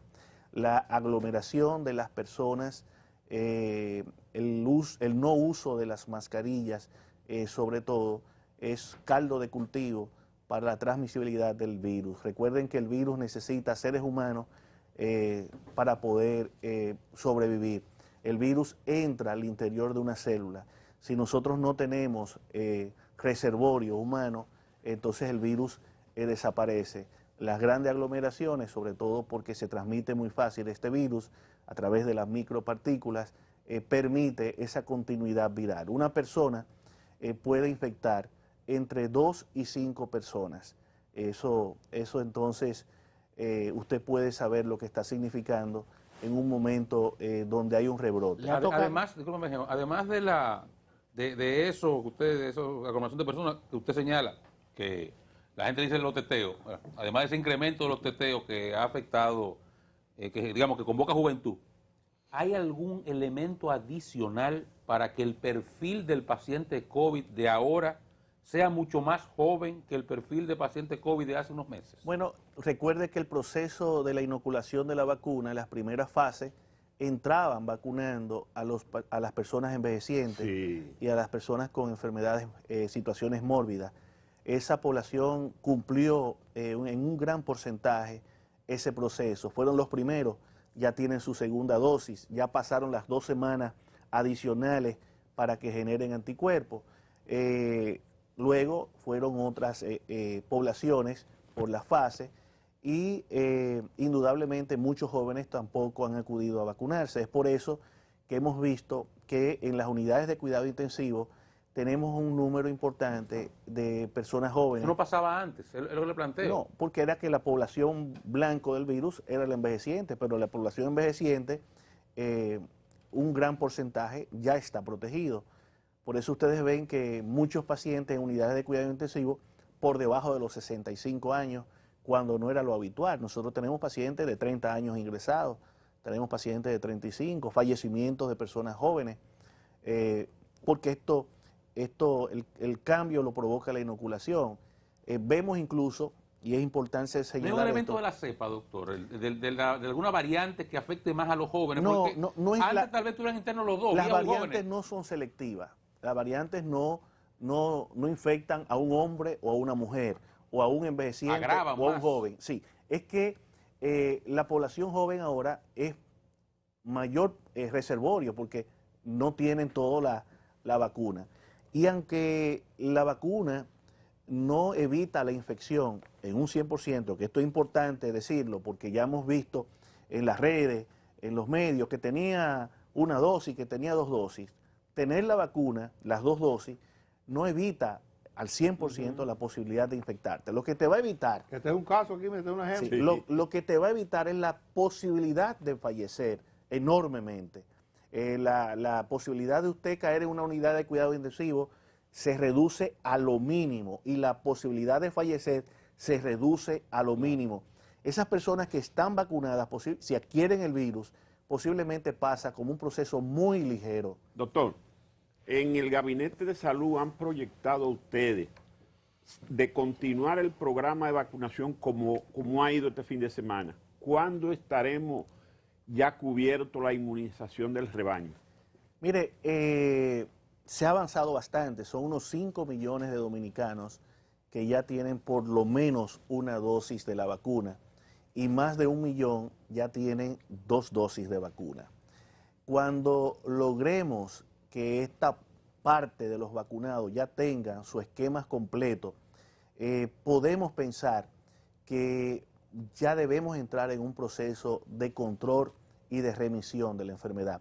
Claro, es que también no podemos hablar de manera muy específica porque todo lo que vamos sabiendo de la enfermedad se va sabiendo a medida que va pasando el tiempo y que vamos adicionando informaciones científicas sobre lo que es la epidemia. La oportunidad de ver desde dos perspectivas este proceso que lleva más de un año de virus en República Dominicana y en el mundo. Antes de asumir la posición para futuro comportamiento de incluso individuos de la comunidad científica que negaban que en República Dominicana existiese la intensidad de COVID que hemos estado viviendo. Hoy, usted como médico, como funcionario, antes del 16 de agosto, ¿pensaba igual o piensa diferente? Bueno, yo pienso en dos aspectos, porque el comportamiento y el manejo de la enfermedad en ambos periodos fue completamente diferente. El manejo de la enfermedad y de las disposiciones sanitarias después del 16 de agosto son completamente sanitarias.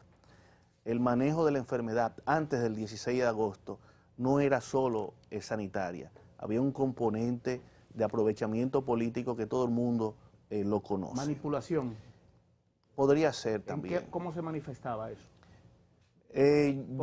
Ahora estamos en un momento que no quisiera ponerle un componente político a las opiniones que estoy manejando en este momento, sobre todo porque estamos en un momento de un rebrote y no quiero llevar a una opinión política el manejo del COVID. Pero aquí todo el mundo sabe lo que ocurrió antes del 16 de agosto.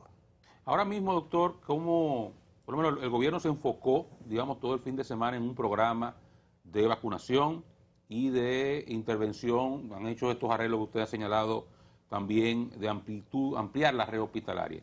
A partir del resultado que se ha ido viendo preliminarmente, ¿usted cree que habrá condiciones el jueves para aperturar, usted favorecería aperturar las restricciones? Mire, hemos estado teniendo reuniones en el gabinete. De hecho, nuestra distinguida vicepresidenta Raquel Peña, quien además coordina y preside el Gabinete de Salud, lo publicó ayer, que estuvimos reunidos revisando el comportamiento epidemiológico y evaluando las recomendaciones que se van a hacer.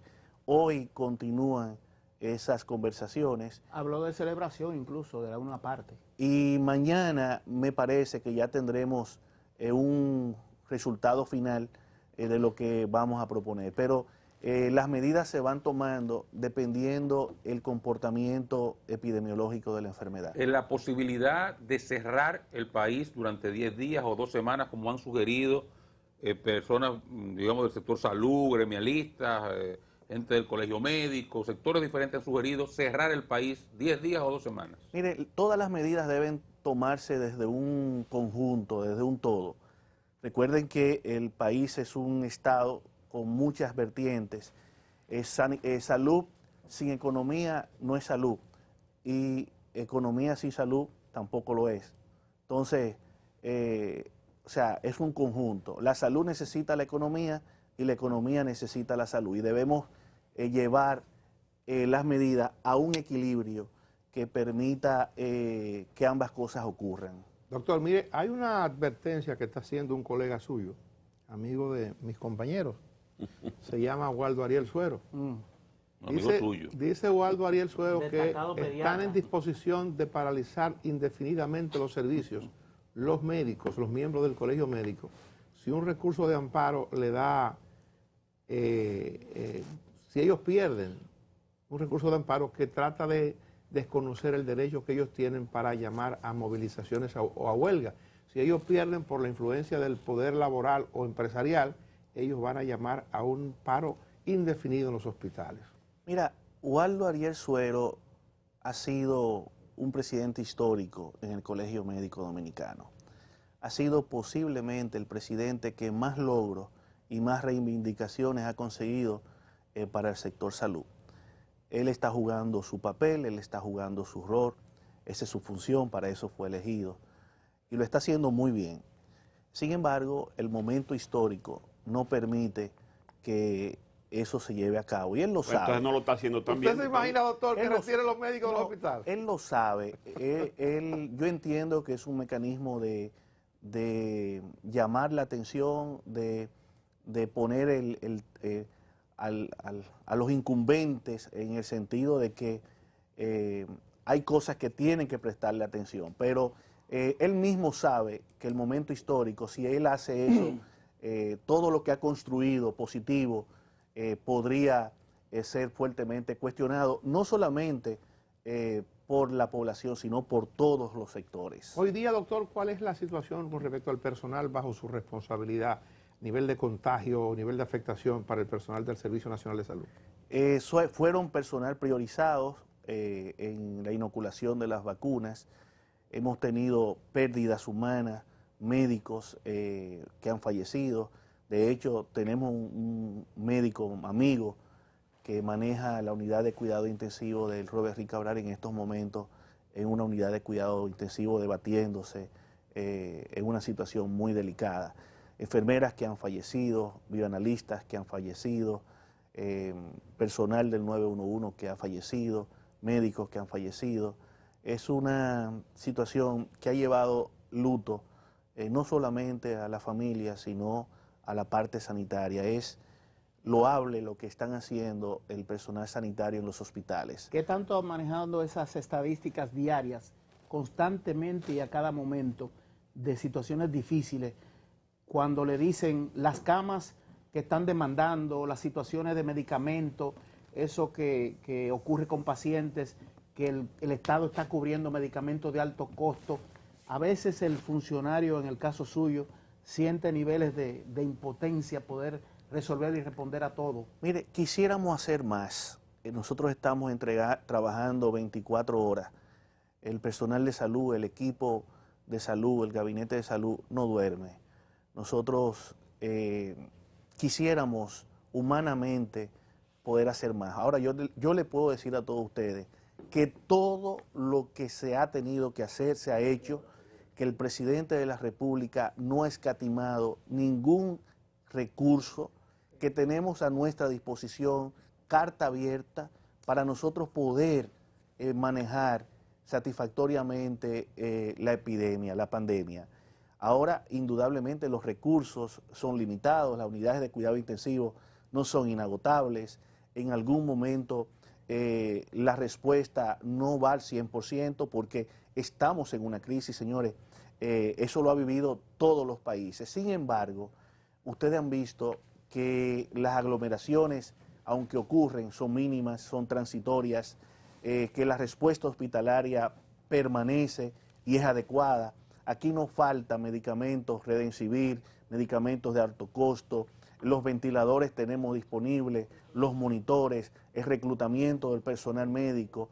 Aquí ¿están pagando los incentivos al personal? Los incentivos se extendieron. Nosotros lo extendimos por una voluntad del presidente hasta el 31 de marzo. Cuando llegamos en agosto, había una población mínima de personal que estaban recibiendo el incentivo y grandes atrasos. Pusimos al día prácticamente a todo el mundo en 2 meses. Al mes de diciembre se hizo universal los incentivos, porque solamente a nuestra llegada lo recibían unas 22.000 personas. A diciembre lo estaban recibiendo 55.000 personas en el área sanitaria y a marzo, de enero a marzo, se hizo universal. Entonces, se cumplió con todo ese personal en lo que se había prometido. Ya de marzo hacia aquí no ha vuelto a asignarse. Lamentablemente el costo económico de esta pandemia ha sido enorme. A partir de este mes entra en vigencia el incremento que hizo posible el presidente Luis Abinader de un 30% a los médicos, a las enfermeras y a otros personales del área de salud. Doctor, antes de que nos vaya, que el tiempo casi se nos termina, la vacunación, ¿usted favorecería que se imponga con obligatoriedad o que se impongan entonces otros condicionantes desde el gobierno y el sector privado para limitar el acceso a servicios a personas que no hayan sido vacunadas? Según los juristas y lo que entienden sobre esa materia, dicen que constitucionalmente no es posible la obligatoriedad. Sin embargo, hay mecanismos que pueden implementarse para la bioseguridad de las demás personas que sí están de las demás personas para uno que no esté vacunado. O sea, usted tiene el derecho a no administrarse la vacuna, pero no tiene el derecho de infectar a los que están a su alrededor.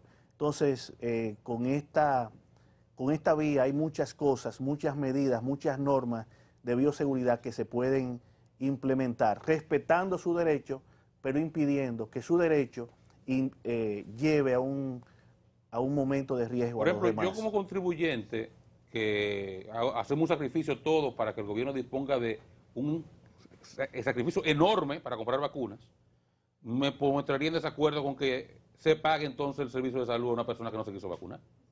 Bueno, ya esa es su opinión. Como contribuyente, ¿verdad? Pero en la negación de servicio no ocurre en los hospitales ni debe ocurrir. La negación de servicio no es una norma.